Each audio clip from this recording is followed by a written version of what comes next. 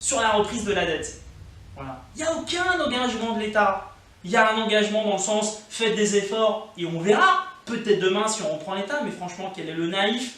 Aujourd'hui, la dette du système ferroviaire, c'est 50 milliards d'euros. Qui va croire que l'État va reprendre 50 milliards d'euros? Il faut être complètement naïf pour croire ça, alors qu'on ne nous arrête pas de nous parler d'austérité budgétaire, de Maastricht, les fameux critères, les 3%, les 66%, ainsi de suite. Vous croyez qu'ils vont s'alourdir la dette de 50 milliards? C'est complètement faux, et d'ailleurs ils ne le disent pas, ils ne s'engagent sur rien, ils disent éventuellement on verra au conditionnel en fin de mandat. Et le dernier qui nous a promis ça, parce qu'on n'a quand même pas la mémoire courte, vous vous rappelez, c'était en 2016. C'était Manuel Valls.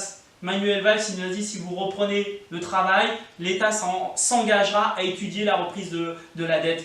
Ils sont engagés, effectivement, il a respecté sa promesse. La réponse a été l'année d'après, et la réponse était non, l'État ne reprendra pas la dette. Donc je peux vous dire qu'aujourd'hui, il y a un mensonge. Il y a une illusion, on vous fait croire que l'État et que la SNCF, on va faire des efforts et que peut-être ils reprendront la dette. Ils ne reprendront pas la dette et ceux qui vous disent l'inverse, ils vous mentent de façon éhontée. Filialiser, c'est pas privatiser. Certes, aujourd'hui la SNCF a des filiales, 100% SNCF, entre guillemets peut-être 100% public, comme VFLI, comme Geodis. Mais les salariés, qu'est-ce que ça change pour eux? Que vous soyez dans une filiale de droit privé ou que vous soyez dans une entreprise publique, eh ben, je peux vous dire que ça change tout. Parce que les salariés de Geodis, ils n'ont pas les accords d'entreprise SNCF, ils n'ont pas le statut, ils n'ont pas le RH, ils n'ont pas... Et ces histoires disent oui, mais ils ont la possibilité d'être reclassés. Vous connaissez beaucoup de collègues de Geodis qui sont reclassés à la SNCF, de collègues de VFLI qui sont reclassés à la SNCF, mais tout ça c'est du fantasme, tout ça c'est un mythe.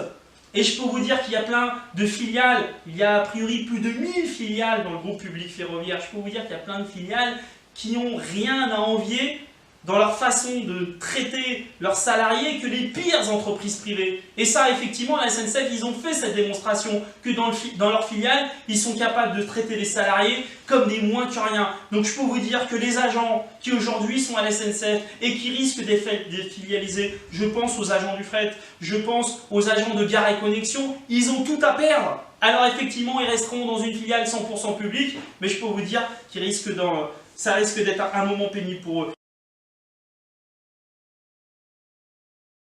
Le plan stratégique de la SNCF, et franchement, ça passe de commentaires, je dirais juste, je ferai que de la lecture.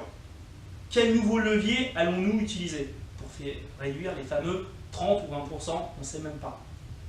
Polyvalence. Fin des accords locaux.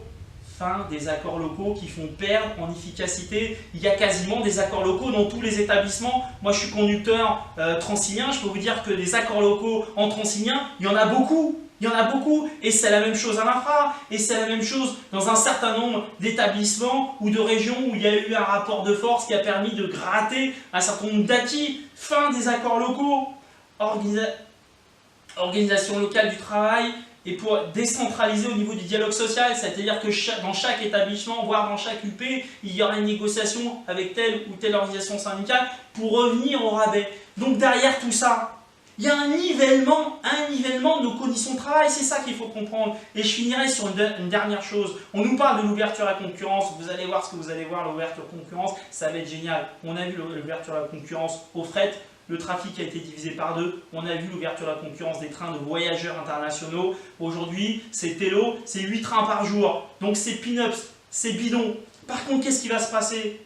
Quand les opérateurs privés ils vont arriver pour se positionner et faire de la concurrence sur les TGV, ils vont faire de la concurrence sur quoi?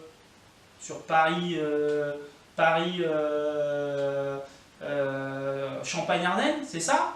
Mais non, ils feront la concurrence sur Lille, ils feront la concurrence sur Lyon, ils feront la concurrence sur les endroits qui sont juteux, ils feront la concurrence sur les endroits qui rapportent de l'argent.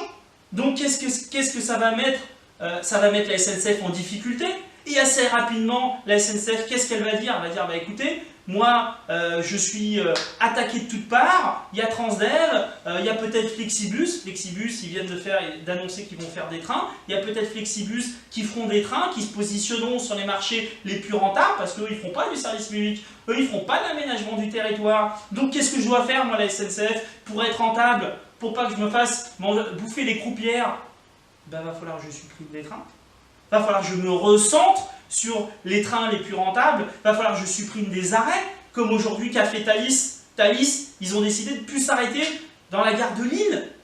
250 000 habitants, ils ne s'arrêteront plus en gare de Lille. C'est hallucinant, parce que c'est ça le privé. Le privé, ils ne font pas de l'aménagement du territoire. Le privé, ils ne font pas du service public. Le privé, ils font du business, du fric. Et s'ils arrivent, ils vont pousser et obliger à la SNCF, qui en fait déjà, à en faire encore plus. Et donc je peux vous dire que les missions de service public, les missions d'aménagement du territoire, ça sera fini. Et je finirai vraiment une dernière fois. L'histoire de la suppression des 9000 km de lignes, comme quoi le gouvernement reculait dessus, c'est un mensonge éhonté. Il va demander aux collectivités locales, aux régions, d'assumer elles-mêmes les 1,7 milliard de financement. Mais quelle région a les moyens, quelle collectivité locale a les moyens de faire ça? Peut-être une, peut-être deux, peut-être trois, et encore pas au même niveau que c'est aujourd'hui.